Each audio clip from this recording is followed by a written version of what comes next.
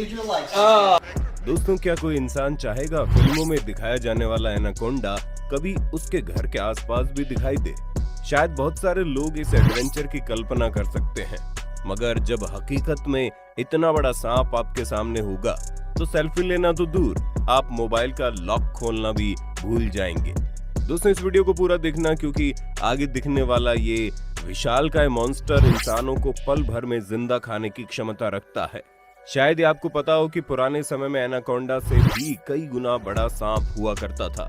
हम कह सकते हैं कि एनाकोंडा का बाप हुआ करता था और उसका नाम था टाइटैनोबोआ।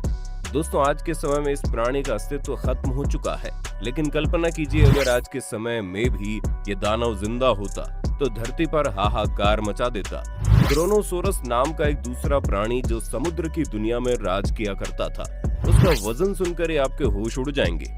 इसलिए देखते जाइए, आगे और कुछ बड़ा दिखाने वाले हैं। हम आपको बता दें, क्रोनोसोरस लगभग 10 टन वजनी हुआ करता था। ये दोनों ही जीव बहुत समय पहले धरती पर रहा करते थे। इन जानवरों के सामने अगर एक बार कोई जानवर आ गया तो फिर उसकी मौत निश्चित है। इसके बाद तो कुदरत का कोई करिश्मा ही उस छोटे प्राणी को बचा सकता है, वरना ये दोनों दैत्य उसका क्या हाल करते होंगे, आप कल्पना भी नहीं कर सकते। तो दोस्तों, तैयार हो जाइए उस जमाने की यात्रा के लिए जिस जमाने में क्रोनोसोरस और टाइटैनोबोआ इस धरती पर अपना आतंक मचाया करते थे। और हाँ, अपने साथ एक गन भी रख लीजिए, क्या पता हमारा सामना इनसे हो जाए। अब ऐसे में अपनी जान बचाने के लिए कोई ना कोई बंदूक तो होनी चाहिए ना। वैसे हम आपको बता दें, अपने साथ कोई छोटा मोटा देसी कट्टा मत रख लेना, क्योंकि क्रोनोसोरस और टाइटैनोबोआ का आकार बहुत बड़ा है कि एक छोटी गोली से इन्हें कुछ भी असर नहीं होने वाला। इसलिए हम अपने साथ AK-47 जैसे बड़े हथियार ले जाएंगे, ताकि हम लोग आसानी से इन दोनों जानवरों से अपनी रक्षा कर पाएं। भाई साहब, अब आप इन दोनों जानवरों को देखने समझने के लिए बंदूक लेकर निकल तो पड़े हैं, लेकिन क्या आपको इन दोनों के बारे में जरा सी भी इंफॉर्मेशन है? नहीं, मेरा मतलब थोड़ा तो पता होना चाहिए ना। चलिए कोई बात नहीं, हम आपको इनके बारे में पूरी इंफॉर्मेशन दे देते हैं, लेकिन इसके लिए आपको हमारे साथ बने रहने का वादा करना होगा, क्योंकि बीच में अगर आपने हमारा साथ छोड़ा तो कुछ भी हो सकता है। खैर, मजाक छोड़कर अब काम की बात करते हैं। दरअसल टाइटैनोबोआ नाम का ये सांप आज से करीब 5.8 करोड़ साल पहले पृथ्वी पर रहा करता था। हमारे वैज्ञानिकों ने बताया है कि उस वक्त उसकी लंबाई तकरीबन 13 मीटर रहा करती होगी और अपने समय में ये सांप सबसे बड़े शिकारियों में से एक रहा होगा। इतना ही नहीं, वैज्ञानिकों का दावा है इसने लगभग 1 करोड़ साल तक दुनिया पर अपना राज किया, मतलब जंगली दुनिया पर। अब आप खुद ही सोचिए, इतना बड़ा शिकारी जब किसी जानवर का शिकार करेगा तो फिर भला वो जानवर कहां तक बच पाएगा? शेर हो या हाथी, लगभग सभी जानवर इसके आगे अपनी जिंदगी की जंग हार ही जाएंगे, क्योंकि इसका वजन 1 टन से भी ज्यादा है। 1 टन का मतलब समझते हैं आप? 1 टन मतलब 1000 किलोग्राम। भाई साहब, क्या ही सांप रहा होगा। अगर इसकी चौड़ाई को देखा जाए तो करीब 1 मीटर तक चौड़ा हो सकता था।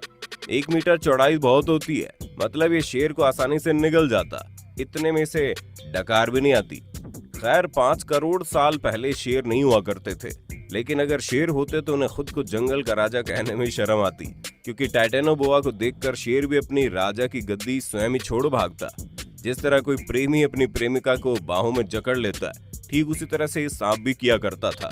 शायद आपको बात समझ में नहीं आई, चलिए हम समझाते हैं। अजगर, एनाकोंडा और दूसरे बड़े सांपों की तरह ये सांप भी पहले अपने शिकार को जकड़ लेता था और फिर उसे कसकर उसके चारों तरफ कुंडली बनाकर उसे शिकार की ऐसी तैसी कर देता था। मतलब इसकी जकड़न इतनी गंदी होती थी कि खुद को पहलवान समझने वाला जानवर भी महज कुछ ही मिनटों में दम तोड़ देता था, क्योंकि इसकी पकड़ इतनी मजबूत होती थी कि जानवरों की हड्डियां टूटकर चकनाचूर हो जाती थी और फिर ये सांप उन्हें निगल जाता था।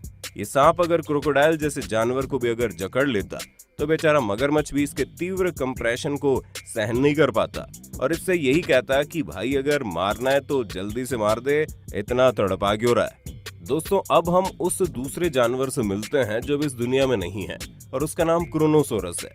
इस जानवर को देखकर आप समझ ही गए होंगे कि ये देखने में मगरमच्छ के जैसा लग रहा है और इसका पसंदीदा अड्डा पानी हुआ करता था, वो भी गहरे समुद्र के नीचे ठंडा पानी।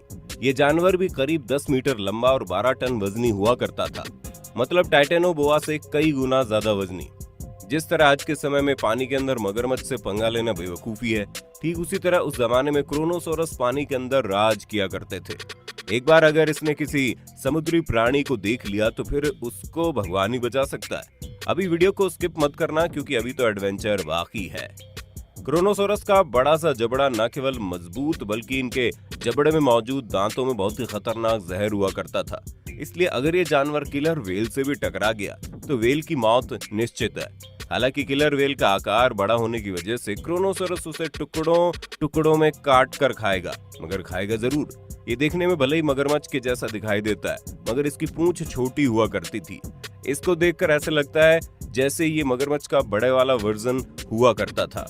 अब आपके दिमाग में एक सवाल आ रहा होगा कि अगर क्रोनोसोरस और टाइटेनोबोआ का आमना सामना होता तो फिर क्या होता। खैर यहाँ पर भी वही होता जो मंजूर खुदा होता, लेकिन शायद कुदरत को ये भी मंजूर नहीं था।